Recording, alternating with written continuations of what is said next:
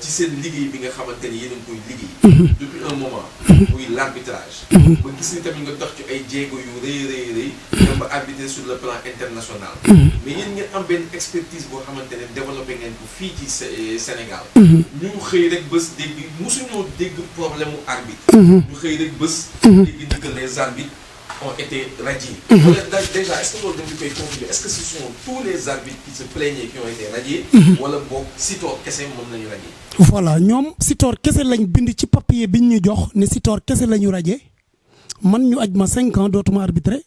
Babacar Diop ñu aj ko 5 ans dootul arbitré ki jiite les arbitres de la région de Thiès ñu aj ko 2 ans muy Aboubacry Dramé ne dootul arbitré kayit boobu lañ def non seulement choix bi c'est arbitraire parce que lu tax ñu ne man ñu aj ma 5 ans CNG j'ai la question boobu. est-ce que du da nga waroon am benn bés boo xam ne dañ la programme pour nga war a arbitrer nanguwuloo ñu. ñun ñooy programmer arbitre CNG li ko war bu promoteur defee bu yóbboo droit d'organisation maanaam ñu monter combat bi ba pare foofu sax ñoom dañuy wàcc yoon parce que taxi yi au minimum 15 jours la ñu waxoon avant ñu dem ba rabaisser ko à 72 heures mais tu sais ce qu'ils font ay journée am pagaille nuy tété le sacrifice des arbitres journée yooyu du ñu am dañuy toog ba tey ñu woon ñu ne arbitre lamb am na tel lieu tey loolu footu kan la est-ce que promoteur ba yóbbu na xaalis ba à temps est-ce que l'administration du CNG def na liggéeyam donc y a des manquements là-bas pourtant amoon nañ possibilité ñu woo ñu dans les délais yoo xam ne dafa jàmp ñu ne ñun duñ dem parce que on devait régulariser au minimum 72 heures avant defuñu ko mais terewul sauvé nañu ay journée parce que ñu ngi xalaat promoteur bi li mu waroon yëpp def na ko wuti xaalis lu ne mu def ko mbër yi war a bëri libéré wu seen contrat dañ koy xalaat ñu woo la ne lamb tey bari ñi damay obligé seet ñi am moto bu dee bëre simple man maay faral di def désignation bi bu dee bëre dóor ndem si yàlla ñoxor yàlla na suuf sedd ci kawam parce que luñ doon fii bokk na ci ñi ko tax waaw ñoxor Diouf waaw ñoom ñu ne Sitor la ñuy dàq man 5 ans Babacar 5 ans Dramé pourquoi ñooñu et les autres. mais est-ce que da ngeen yéen vous n'avez pas été complice à un moment donné parce que li may révéler nii est-ce que da ngeen bàyyi ba am problème ak CNG. waaw soo ko taxaw di révéler tout cela. loolu mën nañ ko wax parce que xam nga système mu CNG nan la demee boo fa nekkee yor carte CNG bu may lii nii bu nekkuloon li ñu ma dàq ñemewuma ko parce que suba kon ñu dàq ma tu ne communiques pas te voilà le défaut principal du comité du ñu communiquer du ñu bàyyi kenn mu communiquer. booy communiquer ji da ngay tàggoo da ngay woote tàggoo te loolu du la ko jaral à la limite parce que bu doxee ñëpp la war a doxal te communication dafa war ci côté arbitrage il y a beaucoup de changements yu am ci règlement bi parfois ñu juger arbitre à tort fekk li mu def ci règlement la ko su ko mais malheureusement ñi koy juger jotuñu am information bi arbitre bi am te loolu bokk na ci li ko tax boo xam ne doo wax soo waxee ñu dàq la yow kese doo jël risque wax donte dina am lu ñu lay teg muy métti nga koy muñ mais tu n'as pas droit mënoo wax ba pare entente bi waroon am ci arbitrage yi amutoon temps yooyu amoon na ñu fi nekkoon buñ dëgmaloon ne ñun dañuy boycotter duñu arbitrer ñoom ñooy jaar fële ci ginnaaw arbitrer jamono Khalifa Sow bi mu nekkee président 2012 jéem nañ fi mouvement grève Khalifa Sow moo ko jiite woon actuellement il est contre nous di wëri ay arbitre à gauche à droite woote rajo rajo sur le même jour ne arbitre yi ay honoraire kese la ñu am moom du moom moo ko war a wax. parce que xeex bi moom moo bokkoon na ci ñi ko sumb en 2012. donc c'est pas aujourd'hui la war a lañ ko nommé directeur technique national en remplacement de Abdou Badji tax moom mu war a taxawee noo xam ne ses anciens collègues mu mettre leen comme ça. loolu est-ce que tamit peut-être gisul ni que xeex bi ñu doon xeex jaaduwul demul ba rendre compte ni que dafa juum. est-ce que assurance jaaduwul même bu Khalifa jugé woon ne jaaduwul kon xëy na en tant que président des arbitres du ci dugg mais képp koo xam ne il a le bon sens day xalaat ci lamb li fi am président bi jiite lamb di wax chaque jour ne mbër dafa war a wut assurance comme ça bu ko dala fekkee ci loolu assurance bi mën ko jël en charge mais ki nga xam ne nag ci njuumteem sifflet la yor yow sa ndaw la nga yóbbu ko mu war a siffler te mën na juum parce que doomu aadama kese la kooku noonu yow mérité wul assurance ndegem yow yaa ngi wax ñee ñu sangu yow santal ñi nga yor ba pare loolu lañ koy laaj ñu ne ñun ci li ñu nekk conditions yi ñu nekk dafa métti parce que lamb day tas arène nationale ou feneen arbitre yi ngay gis xoolal Bargny lamb tas ay 21h nga jóge Dakar di dem Bargny bus ngay jël dem taxi boo laaj mu wax la ay 7000 5000 8000 lamb ji tas ay 21h gisatoo bus nga taxaw ci di xaar oto bu la yóbbuwaale supporters yi romb la mbër yi nga xam ne peut-être juum nga ata ñàkkal leen ñu romb la mais buñ la faree yaay perte risque yooyu ñu koy encourir dem ci néegu biir footum biir lañ toog ak ñoom déposer ay lettres mën naa la limal 7 dates yoo xam ne courrier yi maa ko bind envoyé leen ko pour ñu toog waxtaan ak ñun xool jafe-jafe yi ñuy am toujours ñu ñuy tànqamlu te chaque fois dañ doon éviter dal ci journée jàmbur dañ doon xaar ba saison bi tëj ñu retiré wu à Mbodiène cotiser suñu xaalis dajale li ñu yor dimbalee ko ñi néew doole muy ay yére yoo xam ne yow soxlaatoo ko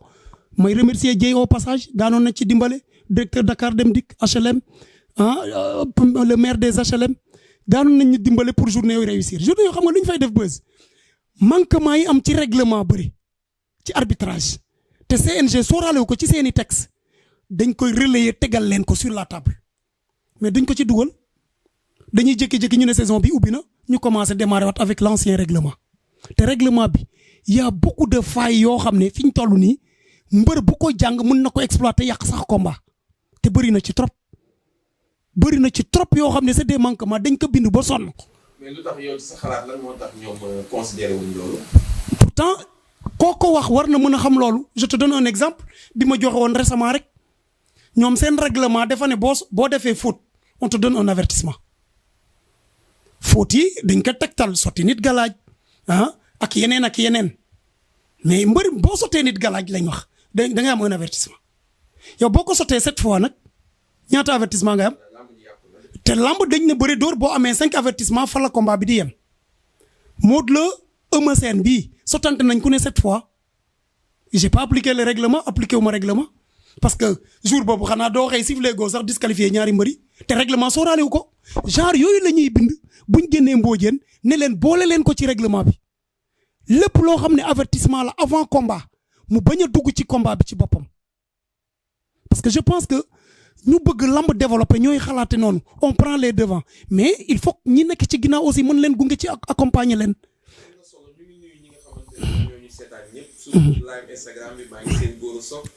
champion bu mag la. maa ngi seen Alioune Mino Alain Wenceslas Demba Ndione moo arbitré woon Yékini Balla Gaye moo arbitré Yékini Balla Gaye bi Balla Gaye di daan Yékini waaw kooku je te donne pour la petite histoire génn na ci benn télé il dit clairement que ñun dañu sonn moo tax ñu yuuxu parce que tout simplement papaam arbitre la woon man fekk naa ko fi maa ngi koy nuyu au passage tonton François waaw mais sama bos goxu village ba la yemoon mais moom bosam il était là arbitre na ay combat yu mag temps ñoom duubalees mën naa wax ba Balla Gaye 1 am na ñu bëri ba ci manga yi sax parce que man 2010 fekk naa ko fi muy arbitré papaam arbitré na fi combat ñu dóor ko jaasi ci bopp boo ubbee bopp ba léegi fii yaa ngi fekk benn affaire bu garaaw ci digg bi te pourtant boobu temps jamono CNG bii la insécurité jaasi lañ ko dóor fii ci bopp buñ ko mënee woo dina ci réagir mooy tonton François Ndione maa ngi koy nuyu au passage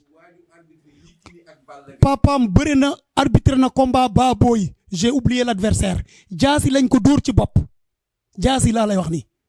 je vous assure li may wax nii ci télé la xam naa ils vont se rappeler combat ba booy ak xamatuma adversaire bi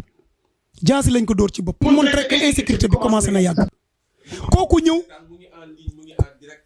très bien kooku moom bi muy def déclaration à la télé moom Wenceslas doom ci mu ne lañ doon fay sam papa ba mu retraité man moom laa fi fekk ba léegi ça veut dire que ça évolue dans tous les sens mais côté arbitrage mosuñu farataal 35000 la ñu doon séddoo ci li gën a bëri ci combat yi parce que ñun bu ñuy wax dañuy wax day am un seuil de performance un seuil boo xam ne sur 100 combats buñ gisee ne 90 yi la même chose la ñuy jox dañuy jàpp ne pratiquement lii la mais mënuñu ay pepp combat boo xam ne arbitre jot nañ ci 750000 ñu séddoo ko ñoom 5 mooy combat yi ngeen di dégg ay 100 nangam millions ñu bëgg naan non pourtant arbitre yi daanoon nañ jot lii. dégg naa benn promoteur bu mag ne moom bu leen doon jox bu leen doon solal 12 ans. merci beaucoup daf leen doon seet si yéen ci seen bopp du seeti CNG yéen lay seet si fay leen pour ngeen solal ko blouson sponsor bi mais lu tax jaarul ci CNG mu jaar ci yéen donc yéen tamit côté assurance bi est-ce que yéen ñi ko war a casse au niveau du CNG est-ce que waroon nañ ko doxal seen bopp. ñu ngi récupérer sponsor seen bopp. gis nga question bu am solo nga wax foofu gis nga promoteur boobu maa ngi koy nuyu au passage mais na sóoraale ne parfois am na déclaration yu muy def man je pense que du koy mûrir de trop parce que heure bu ma demee ne Beuz dina wax ci moom lii xamal naa ko lii bul xam lu la Beuz xamal mais par pudeur moo tax yenn saa yi yéen yi doo tontu ku wax nga tontu loolu noonu mu wax il a parfaitement raison amoon na mais ki gën a placé pour expliquer ko Khalifa Sow la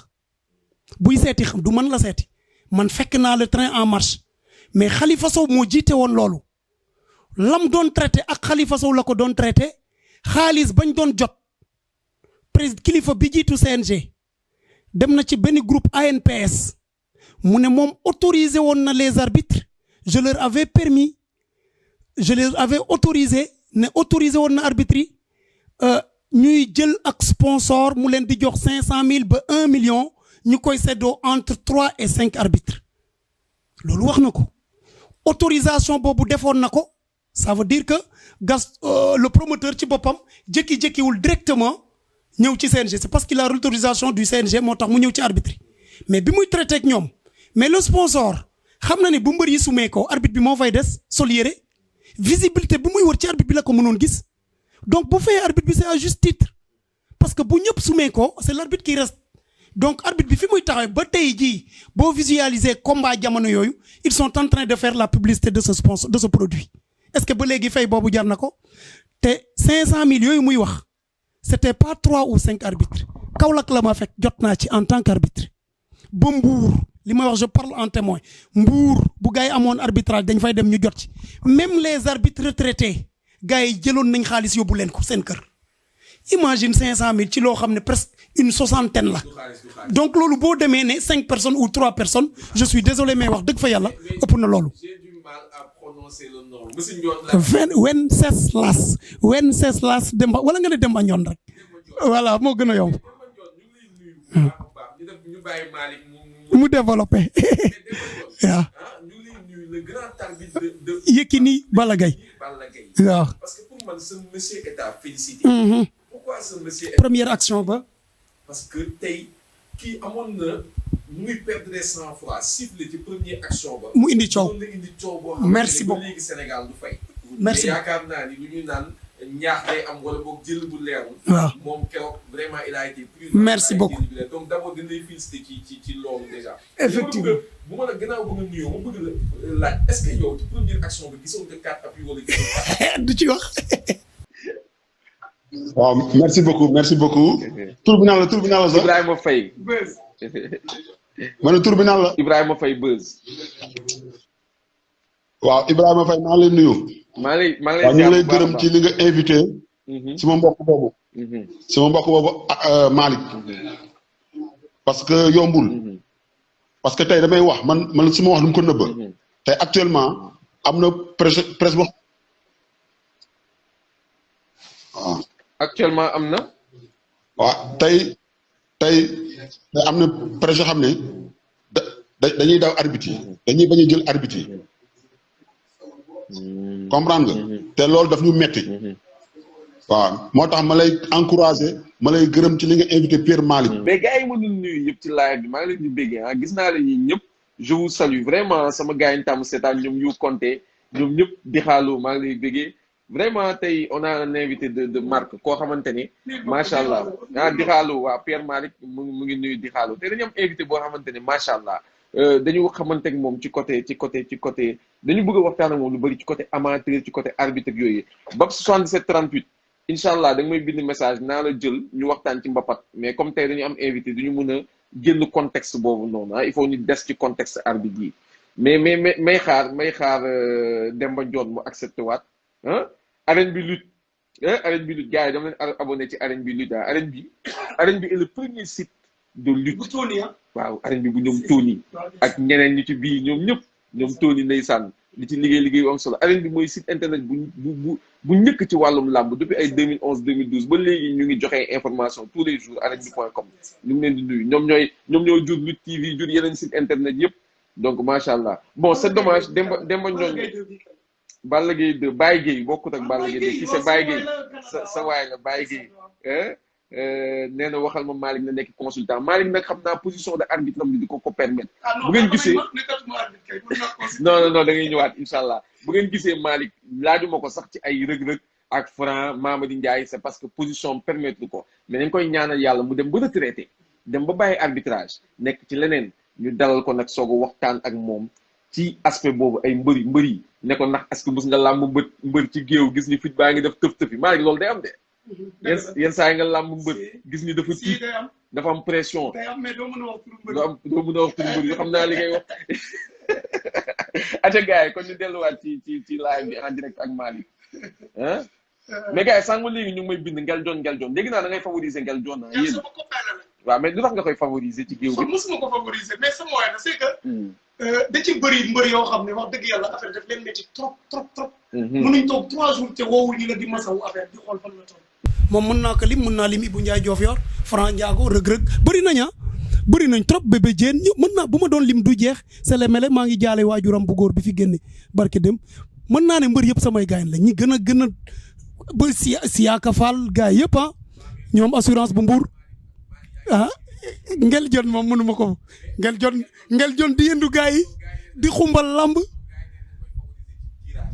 non loolu mosul am loolu moom rassurez-vous te mbër yëpp gis nga ba tey jii may ko yow nii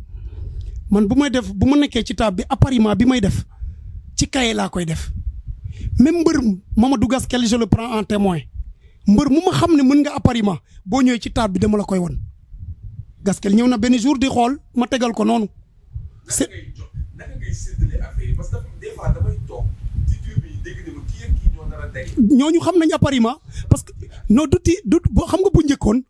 dañuy dugal ci mbaxana rek ngeen di génn loolu ça ne favorise pas du yemale nit ñi mais facteur chance am na ci lamb sport am na facteur chance parce que bu amuloon facteur chance du ngeen nekk 5 personnes am koo xam ne am na ñuy def combat yu bëri am koo xam ne du def combat yu bëri depuis appariement ba mu amee da nga doon gis avant gars yi di bëre ba mu des ñetti mbër wala juróomi mbër nga jógee lu sori ñuy bëre di wàññ ba mu des ñetti mbër yi ñu naan diw moo tool dem final ñaar ñi def demi final fekki ko déjà ka toog fee di récupérer ñii di bëre demi final déjà mu ngi am avantage ci yow parce que mu ngi am temps de récupération bu doy mais loolu bañ ko dindee indi lii appariement ci premier tour la ñuy dindi déséquilibre bi boo amee 64 mbër amul problème 32 amul 16 mooy chiffre yi ñuy wax nombre non du nombre pair sax chiffre xaw ma ni ñu koy waxeeti sax le terme là maa ngi koy oublier mais c'est 4 8 16 32 boo doon suy football rek ba léegi 64 128 bu nekkee yooyu mën nga leen di dóorale 1 2 daje 3 4 daje 4 5 daje ba mu yegg du am benn bu tool buñ paree vainqueur 1B ak vainqueur bii daje ba final amul favori bu dee dafa am diggante bi nag benn nombre boo xam ne ci diggante bi la ci ngay génnee combat préliminaire yi nooy génnee combat préliminaire yi numéro yi nekk ci biti ci ginnaaw à partir de foofu ngay crochet naan kii daje kii daje kii daje kii mën nga yegg ci ñoo xam ne bokkuñ ci préliminaire yi yenn saa yi da ngay gis sax boo dawalee préliminaire yi ba pare am mbër yu ñëw naan Malick bëreegu ma parce que ñee bëri nañ ma ne ko non yow parce que defoo préliminaire ci numéro yi ñuy génnee ci ngay xamee kii dina def préliminaire wala du ko def mais amateurs yi comprendre tirage bi dëgg bu tirage bi démarré ba diw ak diw daje xamal ne ñooñu dinañ teel a daje nga wax premier combat rëg-rëg bébé Diène deuxième combat nga ne ngel John Franc Gomis c'est sûr que ñaari vainqueurs yooyu ñooy daje deuxième tour ba xam nga li may wax noonu moo tax amateurs yi fi ñuy toog ku mel ni Baye Gueye mi fu mu toog bu tirage bi doy rek da lay naan ñee ñoo nar a daje pourtant dama kii mais bu ma la ko wonoon fi ça ne fait même pas 10 minutes yow sa bopp di nga ko comprendre waaw léegi dafa amoon problème boo xam ne CNG def ko defoon ñun ñu wut alternative pour bégal amateurs yi bi CNG ne nañ limiter mbër yi à 64 mbuucaa mbuuci mën nañ ñëw fajar rang foofu bu ma tee 64 ponkal yi tax amateurs yi dag bi duñ bëri xam nga loolu mënoon na am mbuuci di ci jiitu c'est vrai que ay mbër lañ mais xëy na yëkkatiwuñ li gën a bëri ci amateurs yi mais fu mu tee 64 fekk ñi nga xam ne ñoo tax gars yi di ñëwuñ dans ce cas dinañ obligé arrêter te dans ce cas coow lay indi léegi qu'est-ce qu'on fait dañu jël 32 moitié 64 bi ñu ne yii ay favori lañ yeneen 32 yi ñu may chance ñi nga xam ne ñu nga faran noonu lañ ko doon doxale 32 favoris bu ñëwee dañuy tirer ci seen lot 32 yi njëkk a ran foofu ñu tirer ci seen lot favori mën nañ daje comme ku nekkul favori ak favori mën nañ daje noonu lañ koy defee couper la poire en deux amateur bi dina gis ne mbër yi mu soxla bindu nañ mbër yi ran aussi seen chance buñ bokkee ci kii dinañ bokk ci 32 yi mais moom appariement bi ku xam appariement bi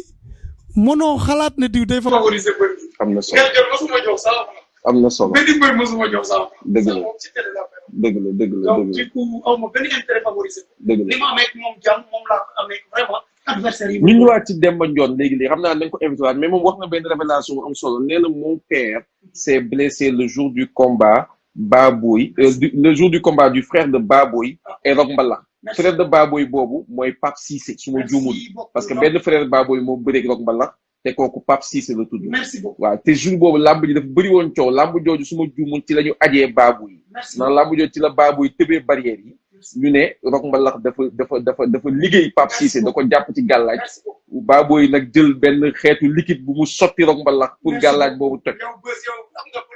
lamb jooju dafa tojoon su ma juumul dafa bëri woon histoire balaa Rock Mbalax di daan. léegi tonton François boobu boo koy nee au passage ñu dóor ko jaasi ci bopp.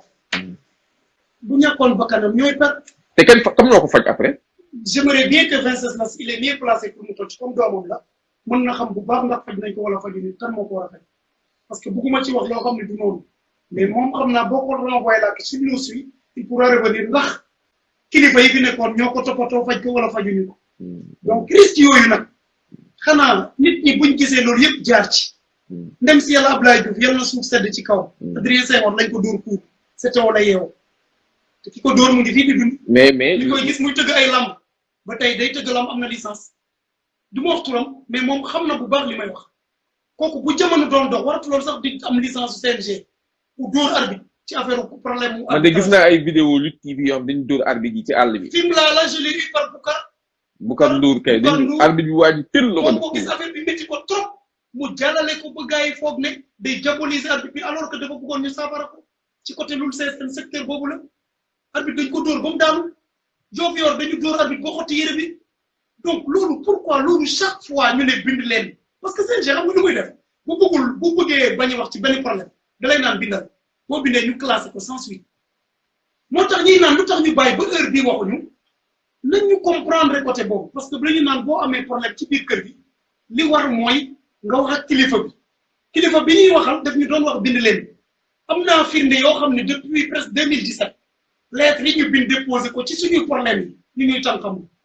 donc bu ñu jàpp ne dañu xaar ba ñu rajee ñuy doog a wax problème yooyu non c'est parce que dañu sës ci problème yi moo tax ñu kaas fipu ñoom ñu rajo ñu. mais am na information bu bees boo xamante ne génn na ñu nekk Matar Ba monsieur le ministre dafay remercier président Alioune Sarr maanaam bi yoon président Alioune Sarr xam naa narul ñëwaat ci au niveau du CNG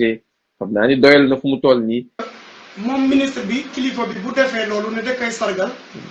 ah c'est son devoir waru nga am la parce que moo ko dénk CNG te ni mu ko dénkee CNG mënoon na la ko dénkee yow bës mais la presse am na capacité ñu fi nekk ñoo xam ne war nañ mën a gérer CNG milieu lamb ci boppam boo ko wëree dans les arbitres di nga gis ku ko mën a gérer nga xool ci promoteurs yi di nga gis des talents yoo xam ne war nañ ko mën a gérer donc ministre bi bu gisee ne diw la wóolu jox ko muy président bi fi nekk mu def liggéeyam mu gis ne liggéey bi mu def rafet na trop te mu ngi koy sargal loolu c'est son devoir parce que moo ko dénkoon mission jàpp na ne satisfaire na ko ci mission bi mu ko jox mu koy sargal mais man dama jàpp ne sargal boobu kenn mënu ko tere te bu ko defee mérité na ko certes mais li gënoon rafet man dama jàpp nit bu taalee kër di dem balaa nga koy sargal fayal lakk ba pare doo ko sargal man bu ma doon wax ministre bi nekkoon conseil voilà ce que j'allais le conseil en tant que parent de Diakhao en tant que parent li ma ko doon conseil mu fay lakk bi ba pare doog a sargal ki muy sargal. c'est parce que yéen kenn approché wu leen pour waxtaan ak yéen pour régler ce problème là. ma ne la ministre bi bu ko neexoon suba problème bi mu réglé. mais c'est quoi ci teg sanction bi. mais te ñun ñëpp ci ñooñu lañ mais est-ce que du ministre bi yéen mu ngi boole na leen ci ay dossiers est-ce que après équipe CNG bu bees bi dina dindi radiation yi. je te dis une chose bu bës rencontre bi ñu def ak CNG bi ñu tegee plateforme boobu ñaxtu nañ ba sonn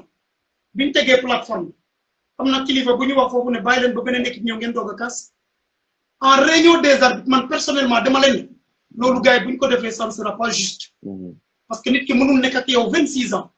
ñoom si toog dégg nga ñu ne ils sont là depuis 1996 ñoom Babacar ñoom ñaar ñoo fiy doyen ñun ñi ci des yëpp ay 2006 lañu ay 2006 la ñu ñëw pratiquement yi ci gën a bëri yeneen yi après mais ki nekk ak yow pendant une vingtaine d'années di la laaj assurance di la laaj pour sécurité di la naan 52 500 yi ñuy jox et puis foofu dafa garaaw bës foofu dafa garaaw équipe bi fii ñëw ak ku mënti doon il faut que mu am bët ci xaalis biy dugg CNG ak biy génn là c'est un appel que je lance gis nga ni ñu koy defee on le fait de manière trop légère ni ñu koy defee nii dañ ko oyofal trop promoteur bi ñëw toog ak administration CNG ñu ne temps lañu déclaré donc droit d'organisation temps mais ci loo gis dafa war a am concours au comité de contrôle boo xam ne bu dee mbër mi lii lañ ko dagg mbër mi na woon mën a am saytu boo xam ne dina xam réellement ndax loolu lañ ko dagg yan faute la def ba ñu dagg ko loolu parce que mbër yu bëri ñu ngi yuuxu ne li ñu dagg dafa métti mais est-ce que ñoom dem nañ topp vérifier ji. kon c'est le manque de communication selon toi. xaw ma manque de communication mais suivi dafa war a am ñu xool lu ma la wóolu bës. affaire u xaalis dafa sensible na may bàyyi xel ci xaalis bu ñëwee. ñun li tax ñun ñu attirer attention nit ñi ci loolu. mënuñu d'accord. ci mbër yi bu tolloo nii. droit d'organisation nii lay toll. te ci droit d'organisation boobu. arbitre bi lii la ci am. tu vois. je vois bien sûr. léegi. ñu seetlu ne nag. toujours droit d'organisation bi gën a tuuti la ñuy wax ne moo fa nekk. ci 25 combats journée 22 yëpp droit d'organisation bi la même chose la te doo ma ne mbër yooyu yëpp ñoo bokk cachet. yéen da ngeen jàpp ni kon dañ leen di nax ci droit d'organisation yi. ñun xam nga ñun duñ fay nekk bu ñuy monter combat yi. mais lii yoon nit war na ko mën a xam. combat diw je te donne un exemple.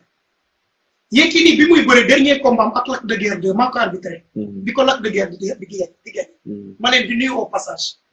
te bu may wax ci Yékini sax voilà quelqu'un nit ku honnête a ngi noonu nit ku digne ça je le dis haut et fort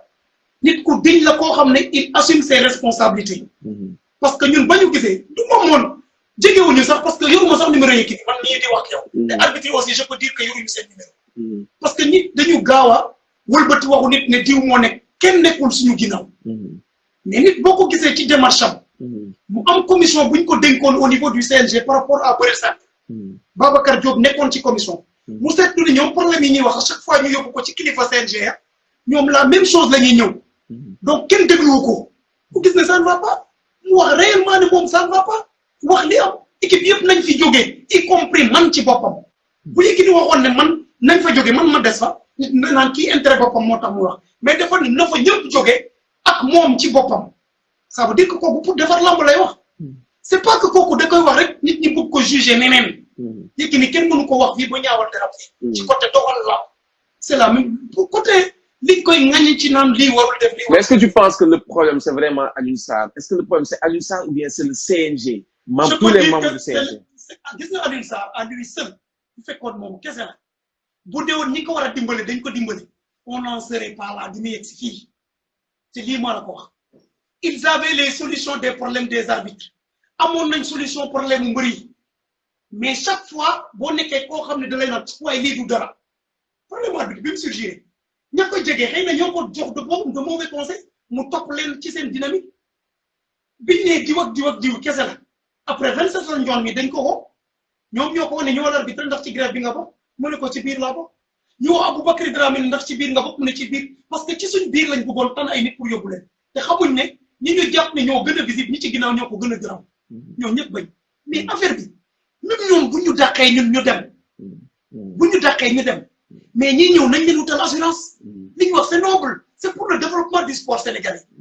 ñi ñëw dañu soxla assurance dañu soxla condition nekkin dàq nañ ñaari arbitre avant si toog liñ leen jiiñ nee na dañ leen ger ay mbër ñoo leen jox xaalis ger leen corruption arbitre yooyu kenn plaiderul leen parce que ñoom nee nañ ils ont des preuves comme arbitre yooyu dañ leen ger kenn waxu ci ça n'a pas fait du bruit parce que quand tu as fait un tort ñu dal sa kaw coow li du jóg mais ki jóg naan assurance laa bëgg nga dàq ko pourtant kilifa foofu du mën a dembele door ko ci gorge ba mu xam au stade Demba Diop kilifa CNG kooku xanaa waroon nañ ko def. waaw mais boo nee kilifa CNG da ngay leeral. CNG bëri na ay kilifa non balaa ñu foog ni président Alioune Sarr moo def loolu. donc ils se reconnaîtront dans ses paroles te képp ku seetaan lam doon lii. non loolu siw na sax loolu ñëpp xam ne ko. mais kooku avertissement sax joguñu ko ko. léegi kii di la wax raja kii di wax ne assurance su arbitre nga rajee ko les 14 jours nag toogal état nekkal fa kilifa bi. mais loolu bu mu demee justice nu ñu mujjee. bon xam naa Dembélé est mieux placé pour mu wax ci mais li ma wóor te wóor mooy kilifa CNG moo dóor Dembélé xam foofu xaw ma xam na mais affaire bi dafa métti un honnête journaliste buy def liggéeyam yow nga toogal état ñëw dóor ko avertissement joxuñu la ko ñii di laaj assurance di laaj condition ne li ñuy fay dafa tuuti parce que 52 500 juróomi nit séddoo ko te balaa nga koy jot da ngay ñëw réunion vendredi da ngay ñëw réunion le mercredi ñu désigné la ne bës yow yaa arbitre ji ci nga tënge dimanche ba nga jël sa matukaay te ñun dañu teg suñ bopp condition yoo xam ne dañu ne boo tardé sax ñun dañ lay dag ci la ngay des lu ndaw li ngay am dañ la ciy dag pour que ngay. mais xanaa da ngeen am yeneen liggéey yéen à part yéen a ngi liggéey. yow lan nga par exemple gars yi ñoo koy laaj ci commentaire je suis un instituteur damay jàngale à l'école élémentaire. ok mais est-ce que lii kon da ngeen koy def par passion. dañ ko bëgg mais nag boo ko bëggee. mais yéen vous êtes des bénévoles vous êtes des bénévoles wala. le bénévolat bi ñuy wax ci CNG. waaw dañu ne les arbitres sont des bénévoles. mais ils reçoivent des honoraires et des honoraires qui sont discutables mais on n'a jamais discuté sur les honoraires dañuy jot ay per jëm dañuy am ndam commission règlement et discipline commission bi recours yi 25 millions yi fu mu jëm